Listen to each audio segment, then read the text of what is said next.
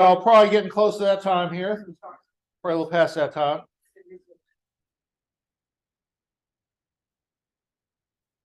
Good to see everyone. We are right now in the middle of chapter 12. Chapter 12, verse 13 is where we left off. And this is the great mythic section of Revelation. I mentioned last week, but some of you were not here. Myth can be a loaded word in our culture, and especially when we're dealing with items of faith, because in English, myth usually means something that's fake, something that's false, something that's made up. Is it going? Yeah, it's recording. Yeah. Hey, y'all. But in Greek and larger circles, myths were grand stories that told you who you were, where you came from, what was going on behind the scenes, kind of like Revelation does in some ways. And I mentioned last week that even if the stories are not historically true, they can convey truth. Same way a parable conveys great truth. Jesus used parables extremely effectively in his teaching. And so we're in this mythic section. We've got the dragon coming up. We've got the dragon chasing a woman around. We've got trying to swallow babies in a little bit. We've got beasts coming out of the sea. We'll have beasts coming out of the land. So I wanted to step back for just a second because we don't cross-culturally think of all the stories that were out in the Mediterranean world at the time of Revelation being written. But when they would hear dragon chasing a woman to eat a baby, you know, they had all kinds of associations. I mean, the Apollo tried to get swallowed. Apollo was the victim of an attempted swallowing by a dragon, trying to swallow the sun, and he killed the dragon. I mean, that was a myth. Every Greek person would know that. Everybody in the Mediterranean basin would know that story. Osiris and another dragon, or not Isis, not Osiris. The dragon tries to pursue Iris. Isis tries to slay her, eat her son. So we've got that. Marduk fights a seven-headed beast over in Babylon. So all these kinds of stories are out there. So when we have a movie like Star Wars come out, we can identify, okay, they got guns like old Westerns. They've got swords like an old knight in shining armor movie. We get some of those resonances with those kinds of stories. This audience would also hear those kinds of resonances. Oh, well, the good guys, the dragon tries to get the good guy, but the good guy gets away. Okay. Oh, this sounds familiar. We've heard this before. As I mentioned last week, the great J.R.R. Tolkien, great Roman Catholic writer, great Christian. One of his assertions was that other stories have these myths, and they point to the great story, the story of Jesus Christ. They give us hints, they give us glimpses of that great story. In fact, he used that very effectively with the agnostic/atheist/lapsed Christian C.S. Lewis, who grew up a Christian and then forsook it because he thought, well, if the Babylonians have similar stories, and if the Greeks have similar stories, and if the Egyptians have similar stories, then Christianity is just one story amongst many stories. And Tolkien said, think about this, C.S. They called him Jack, I think. Think about this, Jack. What if Christianity is the true real story, and all these are pale imitations, just reflections, just glimpses of themes from the great central story of God? So we need to keep that in mind when we're reading this great mythic saga part of Revelation here. So we've had the dragon, and we've had a woman appear and give birth to a son, and the dragon tries to get the kid to devour it. So shades of Isis and Apollo and all that stuff. But the woman gets away. The son is taken up into heaven, protected by God. We see Jesus in this. Jesus comes to earth, is born, eventually dies, is raised, and then ascends to heaven, all that. And we also talked about Michael and his angels fighting the dragon. That's where we left off then. So after fighting Michael, the dragon is thrown down to earth, and he knows his time is short. So verse 13 is where we pick up. So when the dragon saw that he had been thrown down to earth, he pursued the woman who had given birth to the male child. Now, remember last week we said this woman, in a lot of ways, there's a lot of Mary symbolism in this woman, but probably also we need to see the church in this woman as well. The one who nurtures Christ, the one who tries to bear Christ out into the world.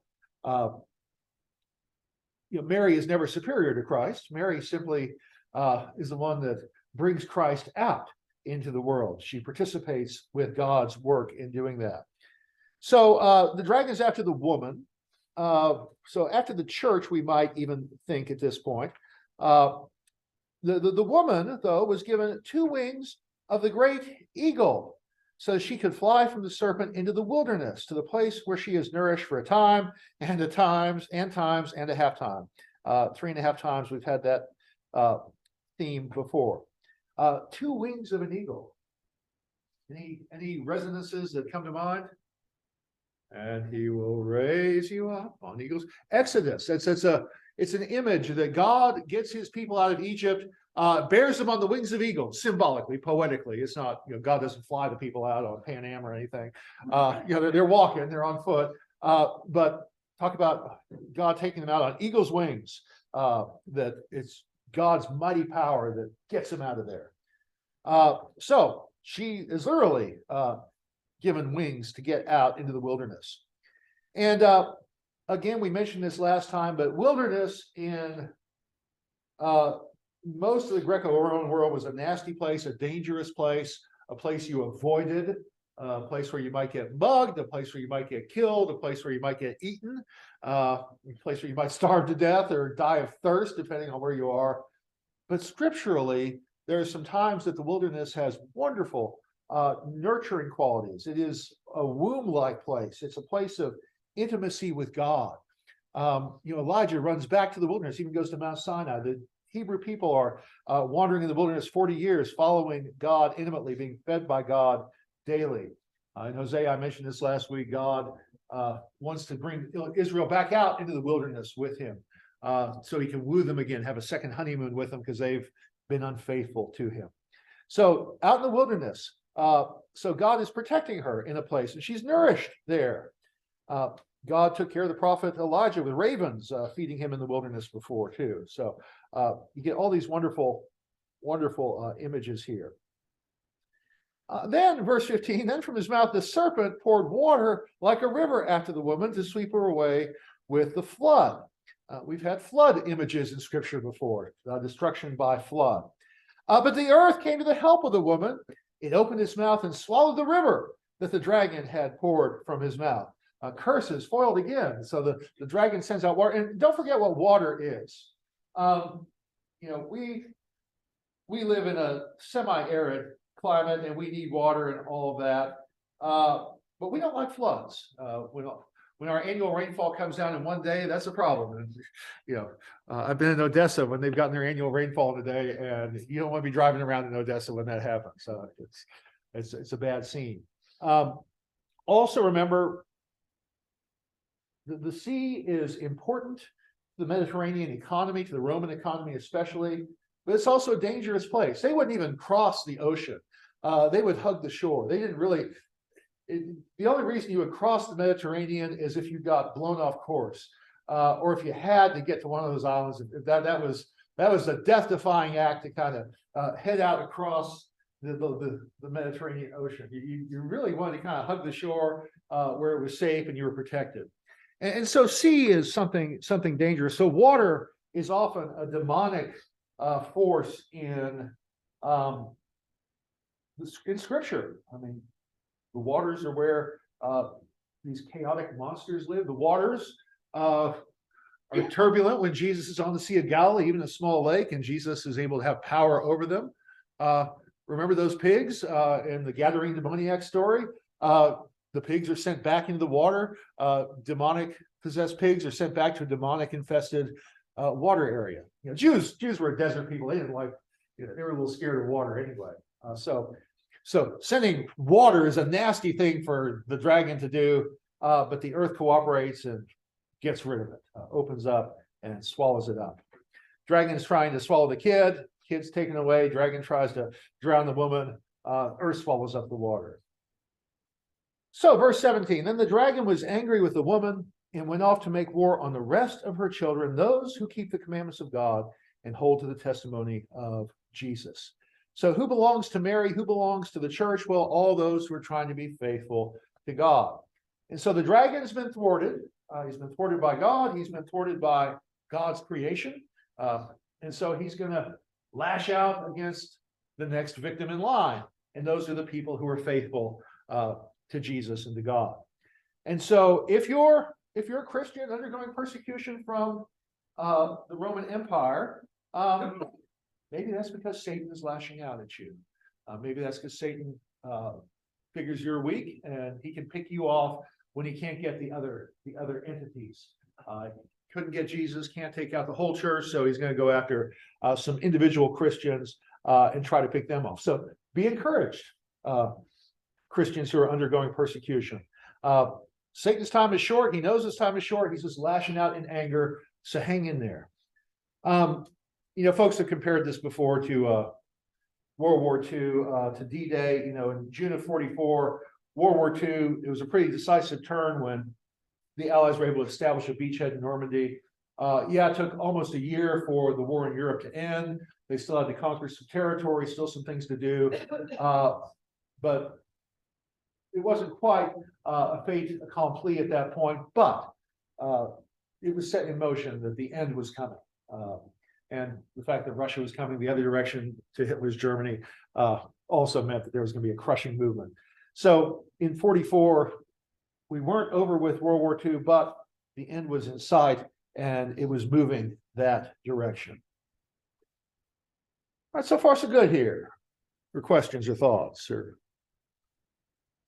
I feel like I'm at a florist shop today. I've always leftover flowers for the funeral. Very festive, considering you're talking about the end of the world. It is festive, yes. What's the significance of pounds and? That's it's a formula we've seen before. The hint, time usually is translated as a year. So 12 months, 24 months, and half a year. So 42 months altogether. And the significance, and that's something that appeared in Daniel. The significance is it's going to take a while, but it's not an interminable while. 3 years ago, we were almost into a pandemic situation. I remember that was nasty time. But 3.5 years is not forever. It's a long time, but so things are not going to be over tomorrow morning. The sun's not going to rise. The sun's not going to come up tomorrow, Annie, and everything's going to be hunky dory. But 42 months, hang in there.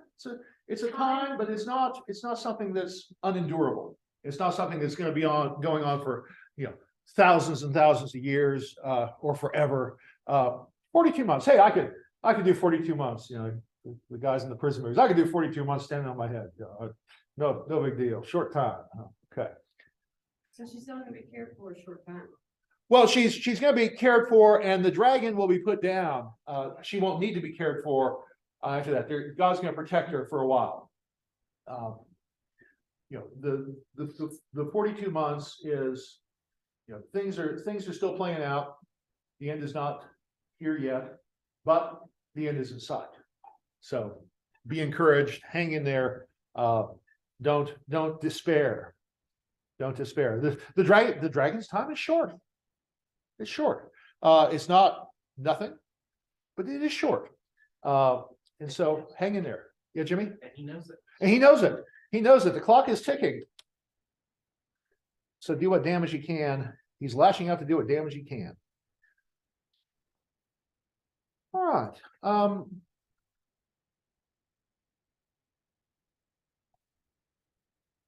Let's before we get to the dragon taking his stand and the beast coming out, let's just flip over to Daniel chapter 7 real quick.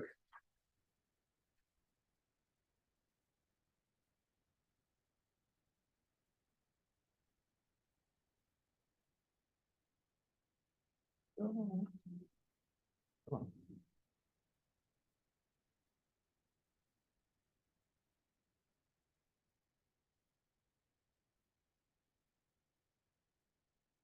Now, I mentioned this very briefly last week, but I want to go back to it just a tad here.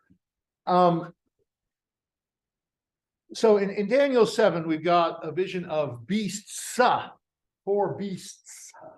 And in Revelation, it's going to be one composite beast that has aspects of these 4 beasts from Daniel. But just real quick in chapter 7, Daniel has a vision, and these beasts are kingdoms that will arise.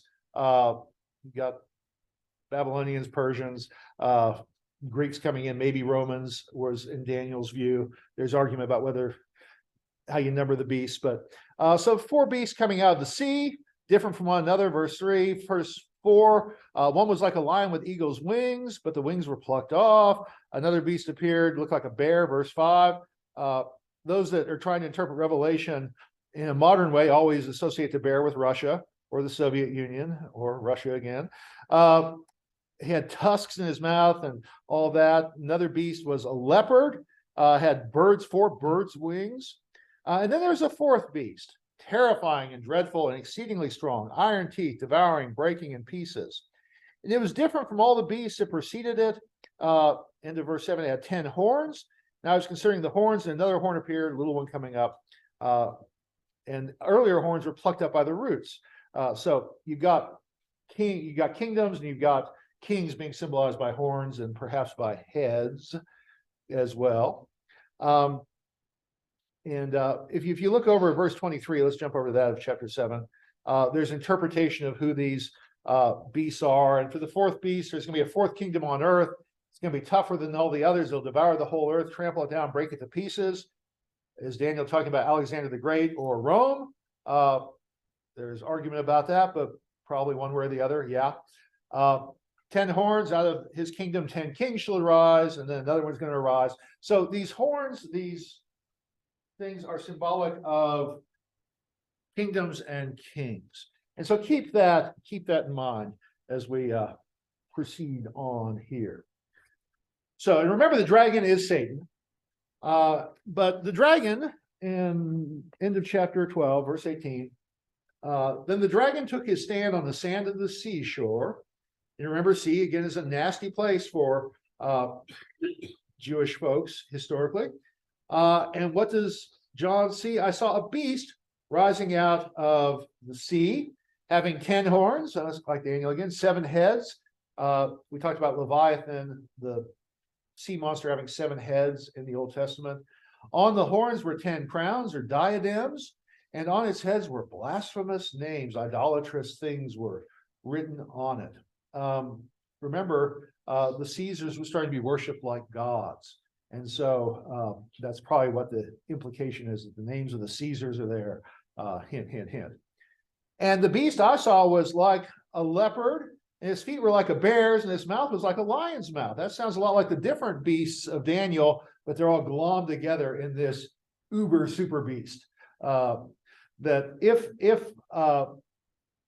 we're talking about other empires, Rome is the pinnacle of all nastiness. Those other nasty empires before all feed into the nastiness super monster of Rome. Some Japanese anime shows will have different monsters, and then they'll meet together and form up and be one giant super monster and one giant super robot, depending on which movie you're talking about. So it's same kind of thing. Rome is the giant super monster. That's the accumulation, the amalgamation of all the nastiness that's gone before. All right. And don't miss this. If the beast is Rome and the beast is Rome, that'll be clear later. So Rome, the dragon gave it his power and his throne and great authority. So how does Rome have its authority? How did Rome get so strong? It's satanic. So this is not pulling any punches. The Roman Empire is after y'all, and there's a reason. Christians, Rome is not of God. This is a nasty, evil empire. As far as the visions are concerned, that is bottom line. Rome is working for Satan. Don't miss that here. That is very clear. It gets its power from Satan. And one of its heads seemed to have received a death blow, but its mortal wound had been healed. A couple things here. If you try to link this with Caesar's, there's weird stuff about Nero. Nero is kind of like King Arthur or Elvis. There were Elvis sightings after Elvis died. Similar things with Jim Morrison, the singer of the Doors. People would claim they saw Jim Morrison later after he's been buried. Same thing with King Arthur. King Arthur is buried in Avalon, but the stories are one day when England has its greatest need, he will come back. There were stories about Nero that way. Nero was dead. He was put down and killed. Maybe he wasn't really dead. Maybe he's lurking and maybe he'll come back. Maybe he'll rise up in Rome. There are also stories about maybe he'll come at the head of an army from outside Rome. Maybe Nero come over and join up with the nasty Parthians over on the eastern flank of the empire and come and conquer Rome because they were so mean to him. Okay, so that could be what this is referring to. The kind of the Nero type thing is possibly referred to that. There are some who think Domitian is kind of a revisiting of Nero. Not that he is Nero, but like Nero. We often, if we like somebody, it's just amazing to me, both political parties in our country, even though Truman was a Democrat, both political parties these days often try to claim Truman or try to claim Jefferson or claim those mantles. The idea is that this is somebody that is good, and so if we have a good leader, they're in the mold of X. They're another X, another Lincoln, another Truman. And we also do the opposite way. Oh, this guy, he's a new Hitler. Ever since the 1940s, Hitler has been the go-to guy for ascribing. So perhaps that's something here too. Any bad guy that comes along after Nero, this is like a new Nero here. So that's probably what's being meant with this wound, but there's probably something else going on too. Just because you have one meaning in a symbol doesn't mean there can't be multivalent other meanings. Who dies and is not dead in Revelation? Jesus. The Lamb. The Lamb is wounded. The Lamb is killed. It carries the wounds of his death, and yet is standing and is alive. There's some parody here. We often think of parody as something fun and something satirical and nice. The parody can be dark too. This is a dark imitation of Jesus, perhaps in some ways. The beast is trying to act like Jesus does. In fact, we've kind of got a couple of trinities here in Revelation, some anti-trinities. We've got a beast and another beast and the dragon. And later we'll have another trinity of the dragon, the beast, and the false prophet. So we've got aspects here of kind of being like Jesus. And what's the beast put on people? A mark. Well, Jesus sealed his people. Well, the beast is going to mark his people. So again, we have some parody here. The dragon, the beast is trying to do what Jesus does in a false way, perhaps. And he's going to want what Jesus gets. What does Jesus get in heaven in Revelation? Worship. God gets worship. The Lamb gets worship. But what does the beast want? Well, we're going to see.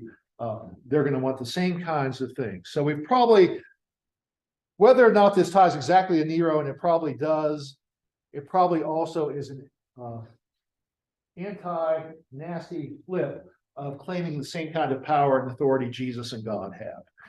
Something earthly, something demonic, trying to claim what belongs only to God.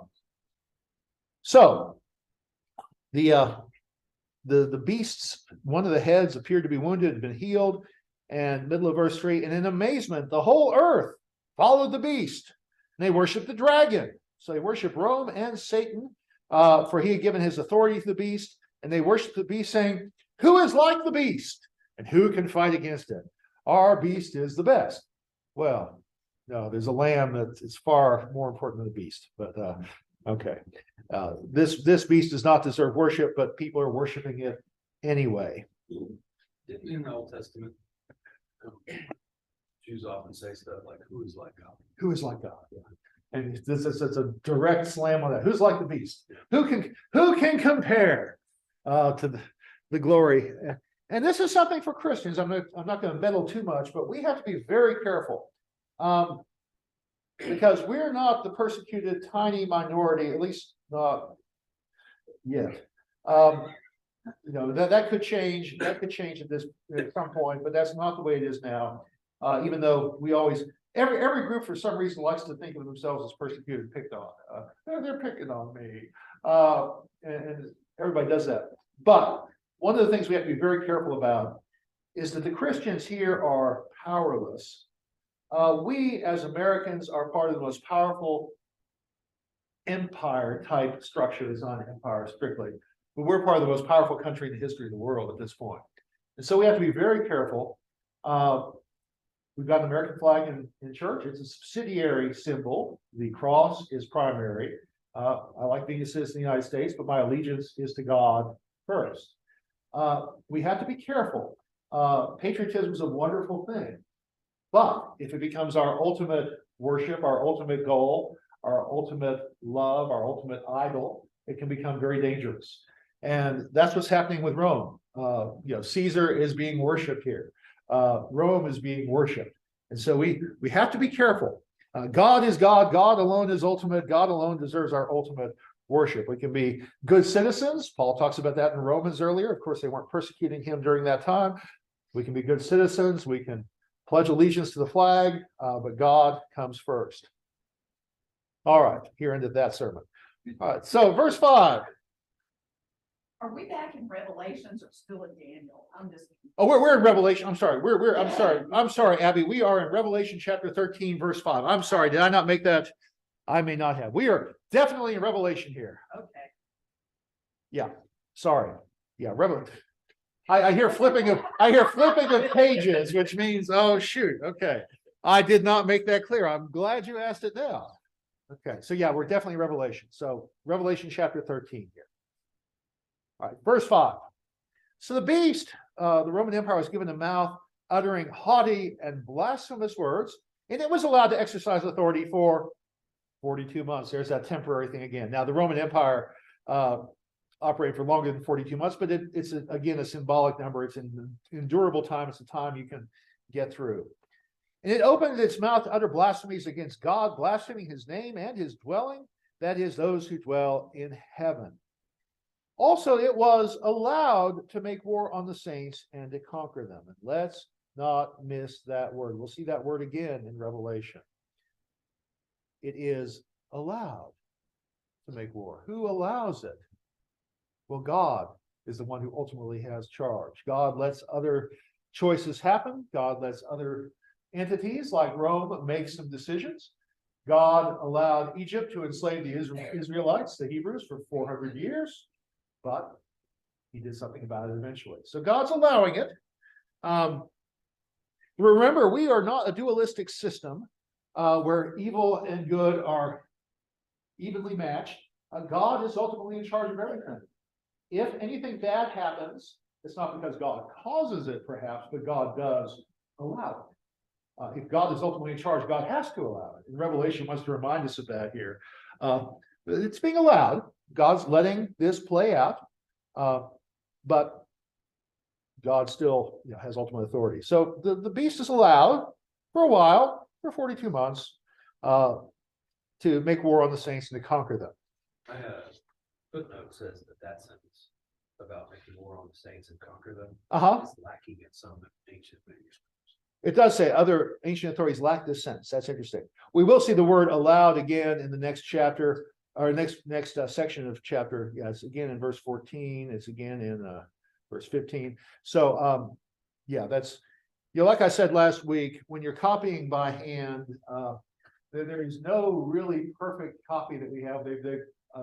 Computer analysis in the 21st century has shown that every manuscript has some errors, but overall, 98% or 99% read this way. Okay, this one's the outlier. It's a mistake. It's easy to see that. And sometimes you can see some family trees. If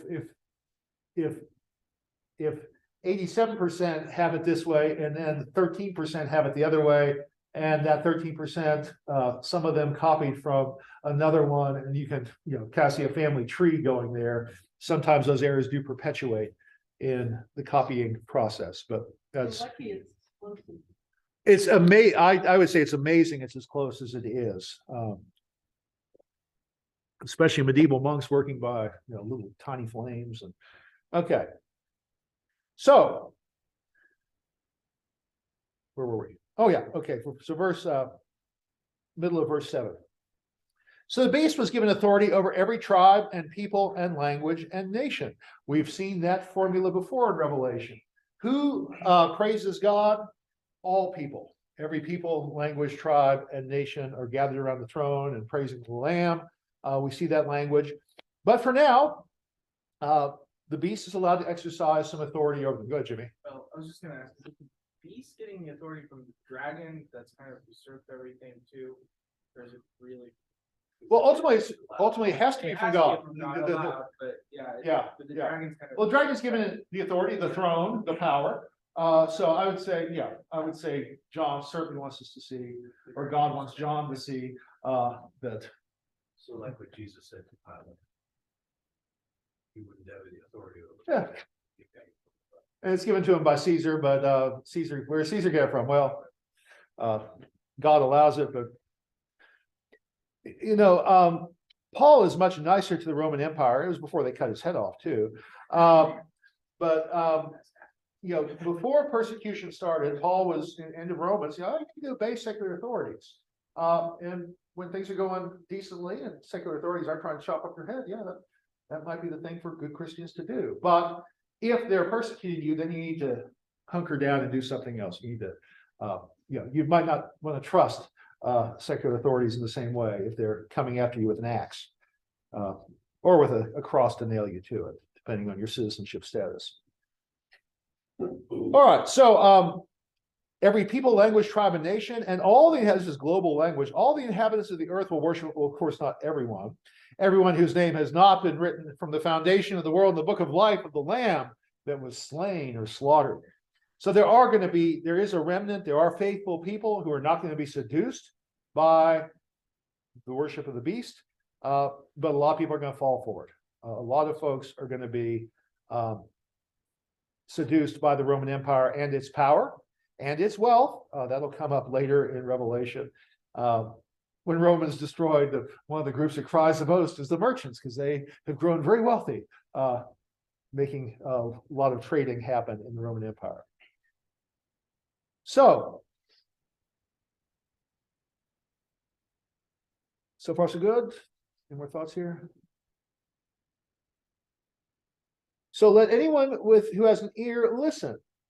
If you are to be taken captive into captivity, you'll go. If you kill with the sword you must be killed. This is a riff on Jeremiah, when Jeremiah talks about the Babylonian Empire coming into Jerusalem. Y'all have messed up. God's going to be punishing you for a while, and God's going to come and take you to Babylon. So you're not going to be able to fight that. Into captivity, you're going to go. So, and Jesus talks about, those who live by the sword die by the sword. There's a riff on that as well. So, if for a while these empires are exercising power, you in some ways are going to be powerless to deal with it. God is ultimately powerful, but you're going to be having to go into captivity for a while. That will happen. And so this is a call at the end of verse 9 or end of verse 10. Here's a call for the endurance and faith of the saints. For now, these powers are exercising their power, but hang on. It's not going to be forever. Seems like they are, John, whoever wrote this, is putting this whole poem or whatever into this section, because it kind of does track, I guess, with the previous sentence, but it seems like it's kind of a little interlude between that and what comes next. It is a little bit, when you're trying to prove a point by quoting something, and I do that in sermons, sometimes the quote's more effective than others. Okay. But we're humans. But I think it's a good try. I think there's some good resonance there. It also seems to be referencing back to the letters to the churches, chapter 2 as well. Okay, about endurance and About endurance and anything that has ears to listen. ears to hear, let them hear. Yes, yes. Thank you. Yeah, it does sound very much like those letters back in chapters 2 and 3.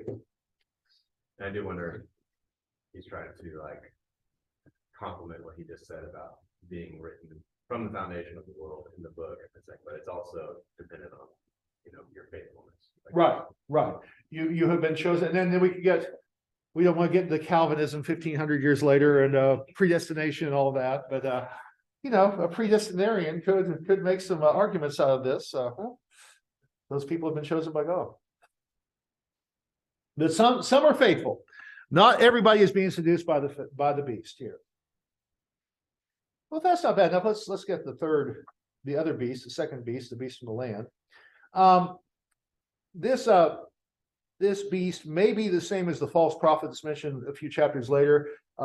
It may be a separate image. You may be able to conflate them. I think it probably is decent to conflate them because it's kind of an anti-trinity here, the dragon, the beast, and the little beast, and then the dragon, the beast, and the false prophet.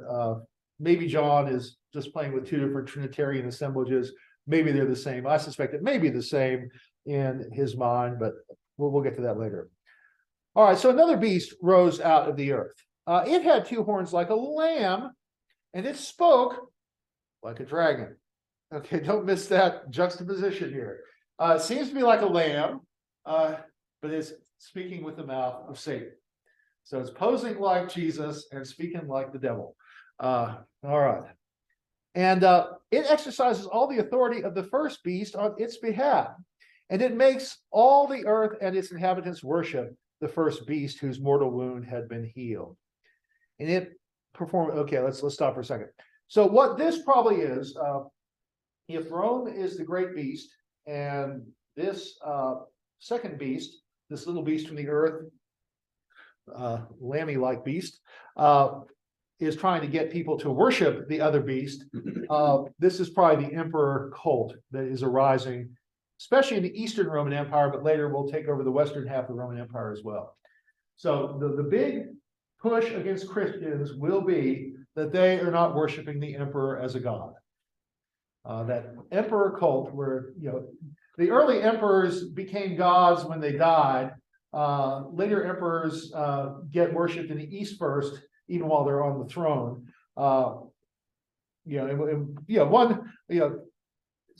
It's Caligula, I guess, was the first one to claim he was a god while he was alive, and then his Praetorian Guard had him killed. So much for being a god, but later that will glom on more. And in the East, the East was used to worshiping leaders. Pharaohs in Egypt were more divine than Western leaders were in Rome.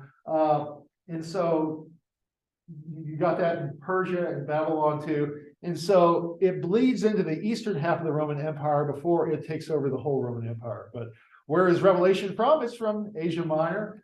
This is Turkey. This is the eastern half of the Roman Empire. And so this is arising during this time, certainly. Emperor worship, treating the emperor, giving a temple to the emperor, and burning incense at his statue or on his behalf. And if you don't do that, you're not a good citizen. Just a pinch of incense once a year, what's it going to hurt? Well, if it's idolatrous, if it's worshiping something other than the lamb, then it is not good to do. So that's probably what this other beast is that emperor cult worship.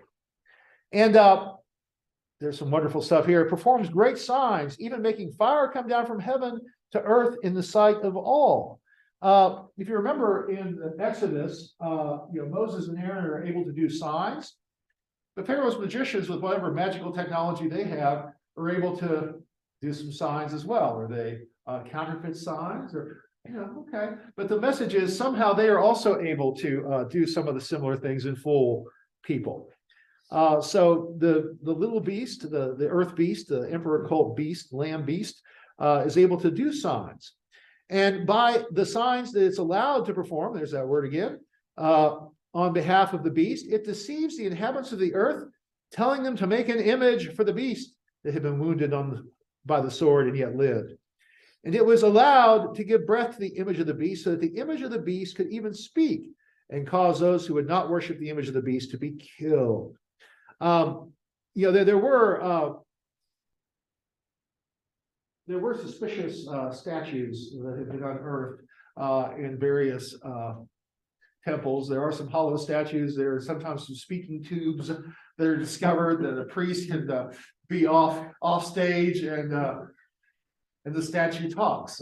Okay. So probably some kind of allusion to this type of false worship. Somehow it's allowed to give breath to these images of these statues here. In verse 16, it causes all, both small and great, both rich and poor, both free and slave, to be marked on the right hand or the forehead, so that no one can buy or sell who does not have the mark, that is, the name of the beast or the number of its name. I've seen some interpretations. This is those UPC codes, especially in the early 80s when those started to be slapped on every grocery and magazine, the barcodes. That was the mark of the beast. It's taken over the world here. But just like God seals his people, the beast is marking his people. And you can't even engage in commerce unless you got this mark. And this calls for wisdom. Let anyone with understanding calculate the number of the beast, for it is the number of a person. Its number is 666. We'll come back to what 666 means next time. Come back to chapter 14. 666 is a wonderful symbolic number. We won't go through all of it. The quick solution, just to not keep you in suspense, Caesar Nero is what 666 equals out. Now, is that meaning Nero as Nero, or Nero as who Domitian is, a new Nero? I would probably suspect the latter, a new Nero like Caesar. But There's some manuscripts that are like 64, 616. And we'll talk about that next week. If you add up in Greek and Hebrew, in Hebrew you can get 666, in Latin you can get 616. And so probably some monk was thinking, oh, that doesn't equal 666, it equals 616. Make a correction there. Just because the numbers assigned to the letters. Yeah. I mean, there are no numbers in Greek or in Hebrew. So if you need to, it makes math horrible. You don't have a separate set of numbers, so you use letters. So A is 1, B is 2, Aleph is 1, that is, Gimel is 3, and so every letter has a number. We'll pick up with that next time. I won't just leave that quickly. Any thoughts or questions here? What do you think the author had in mind talking about the mark? In this case, not barcodes, but And what's the seal of the Christians? I suspect the seal of the Christians is probably that anointing that they would get at baptism. That's probably that probably seems to have been happening by that time in the church's history, and probably is what's in mind. So is it an invisible mark? Is it a public mark? The other piece too, we don't think about this. When we think about slavery in America, our slaves were a different racial group that was imported in by force, captured and taken against their will here. But it would be pretty easy in the Deep South to see, all the slaves were black. Not all the blacks were slaves, or a few Greek ones, but all the slaves were black in the South. The Greco-Roman world, you couldn't tell ethnically or racially who the slaves were. So they had to have distinctive clothes or distinctive jewelry or distinctive something or other to mark them as slaves. So maybe that's part of it too. These people are being marked as slaves to the beast. was there anything like that would prevent people from buying or selling that?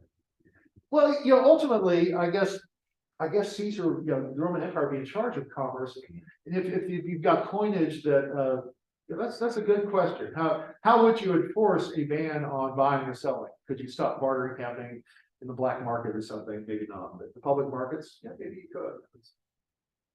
Interesting thought, Mark. Yeah. You alluded to this earlier, but how do you contrast, say, Romans 13 with Revelation 13, where Romans 13 talks about all authority comes from God in terms of government? I get when it's different when they're coming after you with an axe or crucifying you, but more broadly. I think, I would probably go back to Thomas Jefferson, and when government becomes destructive of these ends, it is the right of the people to alter or abolish it. And I think a similar pattern is happening in the early church here. Government is acting on God's behalf when it's acting within bounds. But when government goes outside the bounds, then it's not doing what it's not in the will of God or under God's authority anymore. So I would probably argue it that way, Gordon. Romans 13, certainly you want to be obedient to authority, and we in America talk about our government as if it's something distant. The government's us. We're a democratic republic. So we are much more responsible than some guy that seizes power with an army, way off in Italy, which is 30 days travel from your area. I mean, that you're controlled by that guy sitting way over there. That's a different thing than us. So we have to hear. I know, it's always, it's always nice, and I like to have a pity party when I don't think things are going my way. And when the people I don't vote for get elected, shoot, but I don't think we're at the same kind of point that we have in this by a long shot. And we need to be careful to grab too many of these images and apply them to ourselves at this point. And it was written to the church in Rome, who I think was largely non-Jewish, right? But they, Romans was written to the church in Rome. Yeah, It had Jewish component, but it also it has a Gentile component too. Yeah. so they probably did have more identification with like Rome itself. And where Revelation and Romans agree, the ultimate authority is still God, either way you slice it. Whether they're acting within God's bounds or outside of God's bounds, God is still allowing this to happen, or God is encouraging it to happen, depending on how good or bad they are. We better stop there. Those are great questions. We'll pick up with chapter 14 next time.